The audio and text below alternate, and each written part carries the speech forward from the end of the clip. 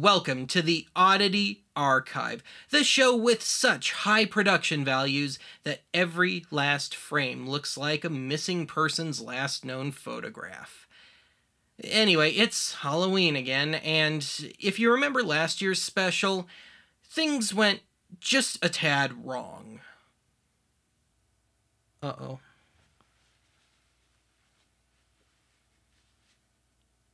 I have boobs now. I still occasionally get hit on by geriatric men. Anyway, during my bra fitting the following day, I made that executive decision right then and there that this year I would do something that was just a tad safer. And so with that, today we get our artsy-fartsy on in a big way and take a look at Fisher-Price's attempt at a camcorder for children, which has largely just been repurposed by stupid adults like me, the PXL 2000.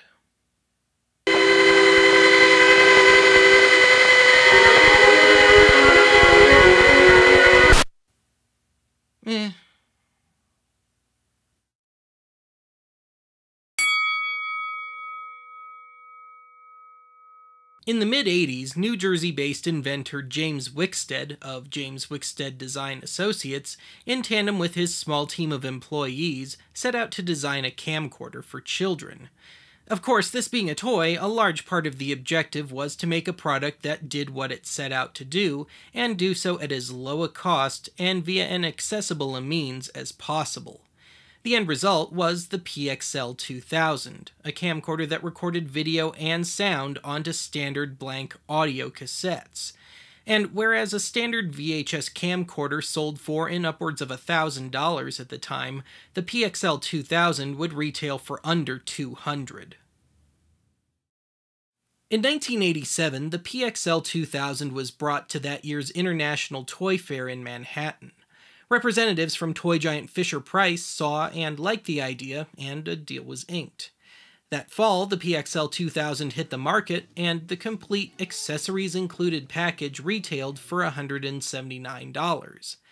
Now, for a number of reasons, sales of the PXL 2000 were rather slow, but from what I've gathered, the top two reasons were: 1, parents didn't want to spend $179 in 1987 dollars on a single toy, plus the tape costs. And number 2, more sensitive kids were reportedly scared off by the perpetually ghost-like image quality. The PXL 2000 was discontinued in 1989, and to the best of my research, about 400,000 units were made, but not necessarily sold. One major unintended consequence of the PXL 2000 was that it didn't really seem to appeal much to its intended audience, read 8 to 14-year-olds. Instead, the PXL 2000 was picked up for sorta regular use by film students and aspiring filmmakers, partly for budgetary reasons, but also for aesthetic reasons. Self-proclaimed video artists liked it because they felt the necessity for close-ups lent a certain intimacy that they couldn't get from standard tape or film, while other, more accomplished filmmakers liked it because they felt they could present an alternate point of view within the greater context of a film. Slacker or nausea, anyone? The PXL 2000 only featured a phono-style RF output for playback. Needless to say, this didn't thrill the filmmakers that needed a higher quality feed to use in their works. As a result, in more recent years, it's become something of a minor cottage industry to circuit bend old PXLs to be fitted with the more contemporary RCA composite outputs, albeit in this case just the yellow and white. These days, between the relatively low supply and high demand for the PXL 2000, units usually fetch starting around $50 on eBay for a non-functioning unit. Working ones usually fetch starting around $150, and modified units usually fetch at least $200. Meanwhile, that fully functional $1,000 VHS camcorder can usually be had for under $20 at your local thrift store, pawn shop, or flea market.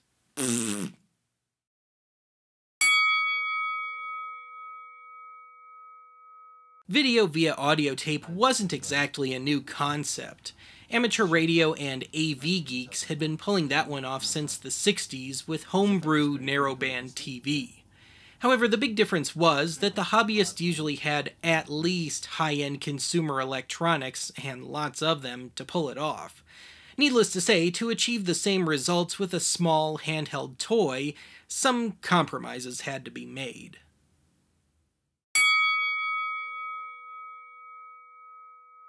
Number 1. Most notably, in the name of cost control, basic camcorder features like focus, zoom, and adjustable aperture had to be entirely dispensed with. Number 2, tapes had to be run at 16 and 7/8 inches per second, and the tapes themselves could not exceed 90 minutes in length, due to potential tape mishaps and strain on the motor. Number 3, as a result, a standard, otherwise 90-minute audio tape would get you around 10 minutes of potential footage. Amazingly, though, you can use both sides of the tape. Number 4, even with the extra speed, the PXL could only achieve a 120 square pixel image, not enough to fill a standard old-fashioned TV screen. Number 5, because of the comparatively low output, the PXL 2000 only records at 15 frames per second. To bump it up to the standard, in the US, 30-ish frames per second, the PXL 2000 had to do some skip field compression. Remember the cartridge? Brings you Cartridge Television. Introducing Sears Cartridge Television Center. Your window to the world from your own living room. It's hard to believe, but it's real. Anyway, number 6. You could run out to a TV or VCR to view footage, but you're stuck with an old-school RF phono plug like the ones used on the original Nintendo video game consoles. Number 7, unlike VHS, re-recording over the same tape didn't mean too much of a drop in quality. However, in my experience with this unit, the quality gets exponentially worse with each pass, and unfortunately the same goes for playback. And lastly, number 8, major camcorders usually had rechargeable battery packs. The PXL did not. You could run on AA batteries, but you needed 6 of them, and given the power needs of the unit, unsurprisingly those 6 AA's wouldn't last you too long. So I hope you have an appropriate AC adapter and a nice long extension cord.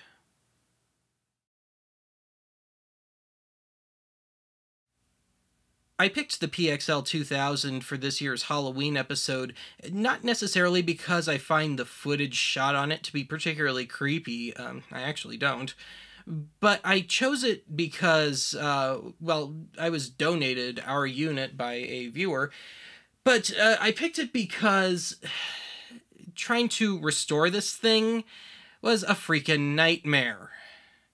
Seriously, I think the original owner of this thing had it buried in their backyard, and I mean, really, it was caked in honest-to-God mud all around. And, well, actually, that kind of would explain the voodoo rituals I had to do to bring this thing back from the dead. And goat's blood is really hard to come by at this time of year. Maybe I've said too much.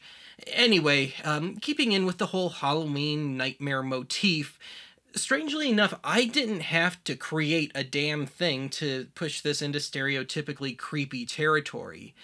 All I had to do was either stick a commercial music cassette into this thing, or stick a tape recorded on this thing into a standard audio tape deck, and it did the job quite nicely.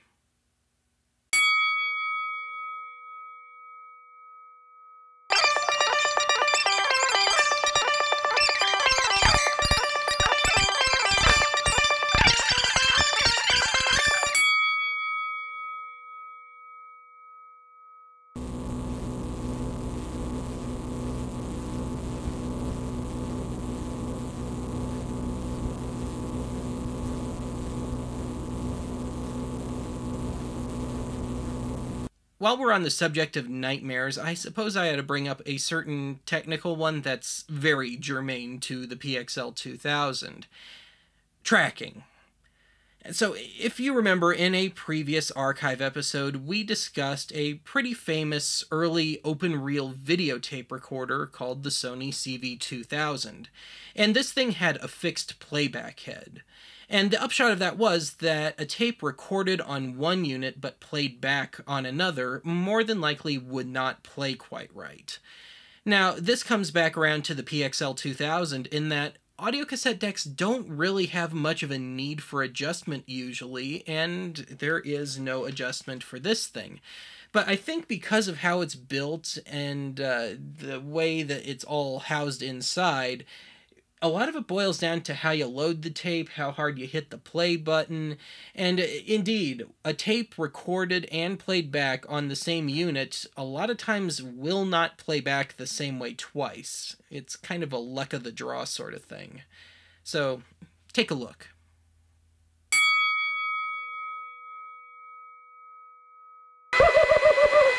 I'm so happy to be joining you so that we can be together watching one of my favorite THRIFT videos.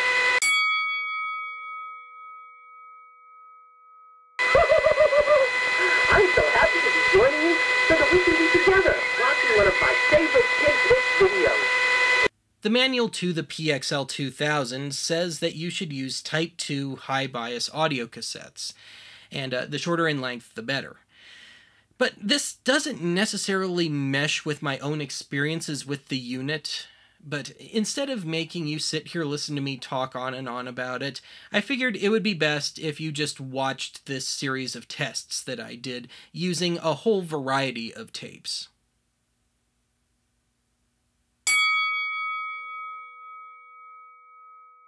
Now let's get all cozy and comfy and get ready to watch some of our favorite cartoon friends.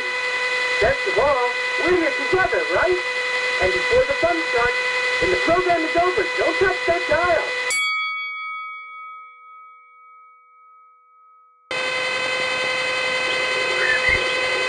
Hi, kids. Here I am again. I hope you had great fun watching your favorite cartoon friends on this video. Well, I've come here to make a very special announcement.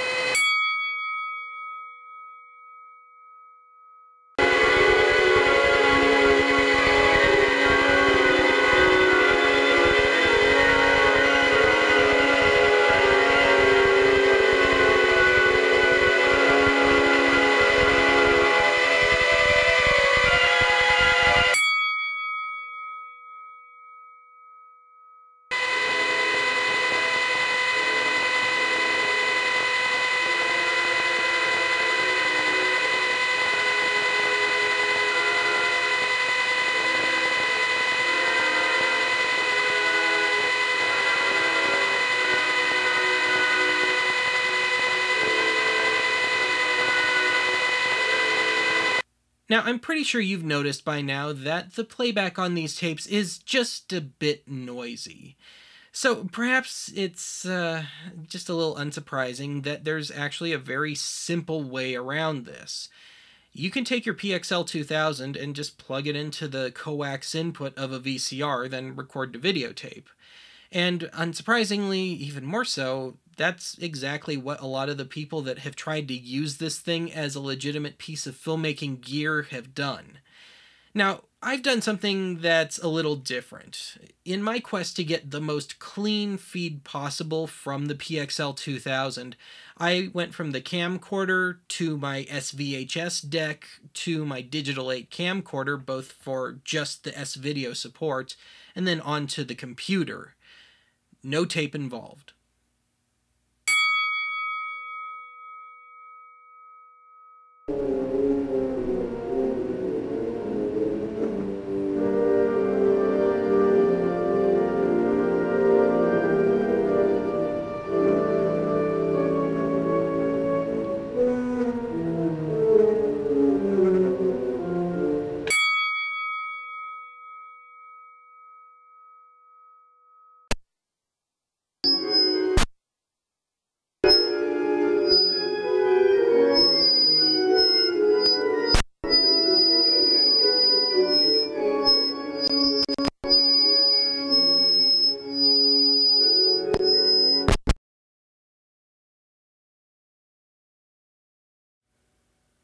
And that's it for today's archive.